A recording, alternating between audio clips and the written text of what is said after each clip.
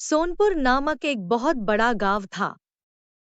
उस गांव में संगीता अपने 2 बच्चों और पति रामू के साथ रहती थी। संगीता का परिवार बहुत ही गरीब था। संगीता का पति दिन भर खेत में मजदूरी करता था, जिससे उसे बहुत कम पैसे मिलते थे और उसका घर उसके पति के मजदूरी से आए पैसों से चलता था। उन्हें एक वक्त की रोटी भी बहुत मुश्किल से मिलती थी। रामू के पिताजी बहुत बीमार रहते थे। उनकी जिंदगी में बहुत सारी परेशानियां चल रही थी। बहुत मुश्किल से वो सब एक एक दिन निकाल रहे थे। एक दिन अचानक ज्यादा काम और खाना ना मिलने की वजह से संगीता का पति रामू बीमार हो जाता है। रामू के बीमार होने की वजह से उनके घर की कमाई बंद हो जाती है। उसे बहुत तेज बुखार हो जाता है, लेकिन पैसों की कमी होने के कारण उसे अच्छा इलाज नहीं मिल पा रहा था। संगीता के पास दवाई के भी पैसे नहीं थे। उसने कुछ लोगों से मदद मांगी, लेकिन किसी ने उसकी मदद नहीं की।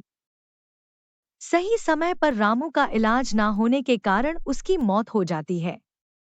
संगीता और उसके परिवार पर दुखों का पहाड़ गिर जाता है। अब उनके घर में कमाने वाला कोई नहीं था। उन्हें अपना घर चलाना बहुत मुश्किल हो गया था। रामू का एक छोटा भाई होता है जो बहुत मतलबी और चालाक आदमी होता है। वह बहुत ही दुष्ट आदमी था। उसका नाम राहुल होता है। उसने अपने भाई की मौत के बाद थोड़े दिन रामू के बच्चों और उसकी पत्नी और अपने पिताजी का ख्याल रखने का दिखावा किया।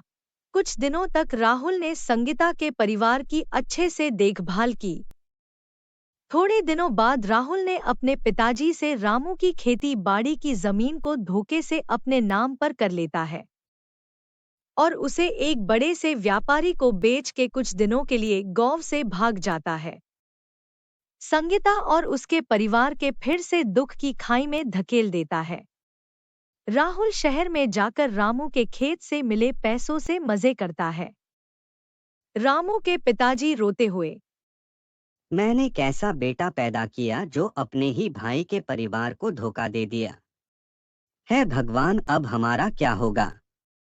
हमारे परिवार का गुजारा कैसे होगा? हम खाना कहाँ से खाएंगे? संगीता के ऊपर अचानक से सारे परिवार की का जिम्मेदारी आ जाती है। उसे कुछ समझ नहीं आ रहा था कि अब ऐसा क्या किया जाए जिससे वह अपने परिवार का पालन पोषण कर सके। वह बहुत परेशान रहने लगी। ने तो कभी भी कोई काम नहीं किया है। मुझे तो कोई काम भी नहीं देगा और मुझे कोई काम आता भी नहीं। मैं अपने बच्चों और ससुर जी का ख्याल कैसे रखूंगी? उनको खाना कैसे खिलाऊंगी? हे भगवान, तूने हमारे साथ ऐसा अन्याय क्यों किया? हमारे घर का एकमात्र सहारा था, तूने उसे भी हमसे छीन लिया। अब हम किसके सहारे जिएंगे? कुछ दिनों तक उनके पास जो खाने का सामान पड़ा था उससे संगीता ने अपने परिवार को खाना खिलाया, लेकिन वो भी अब खत्म हो गया था।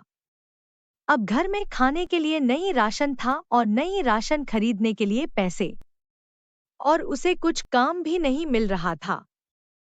बाबूजी, घर में जितना राशन था और जितने पैसे थे वो सारे खत्म हो गए हैं। अब हम राशन कहाँ से लाएंगे?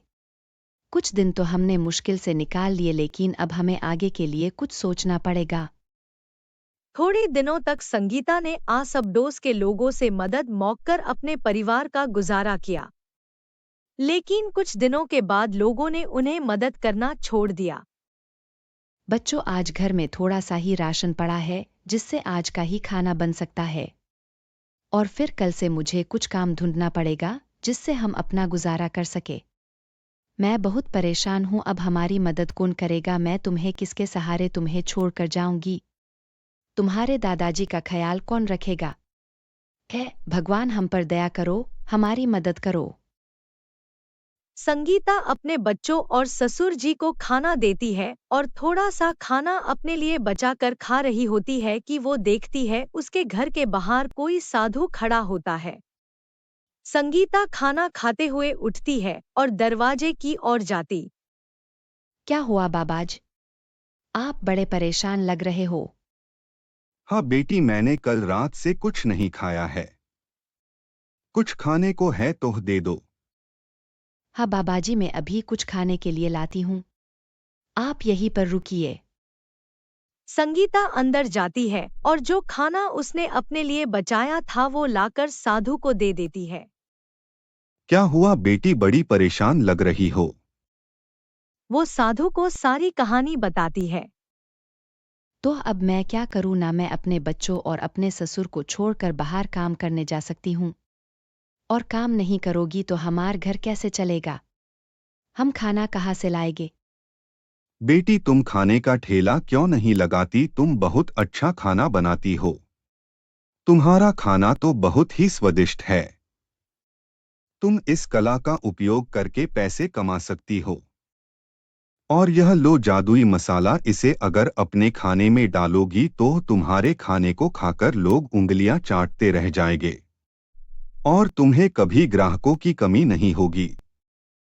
जब साधु संगीता से बात कर रहा था तो वहां से सुरेश नाम का एक आदमी गुजर रहा था।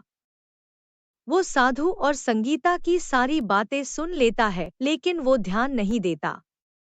वह सोचता है, ये तो कोई ढोंगी बाबा है, ये तो कुछ भी बोल रहा है। अगले दिन संगीता जादुई मसाला को खाने में डालकर खाना बनाकर अपना ठेला लगाती है। ठेला लगाने में उसके बच्चे उसकी मदद करते हैं। अपने बच्चों की मदद से वो ठेले की सारी बात पूरे गांव में फैला देती है। धीरे धीरे उसके ठेले पर लोगों की भीड़ जम जाती है। जब सब उसका खाने आते हैं तो वह सब लोग खाना खाकर अपनी उंगलियां चाटने लगते हैं। सब उसके खाने की बहुत ही तारीफ कर रहे थे। यह सब सुनकर संगीता बहुत खुश होती है।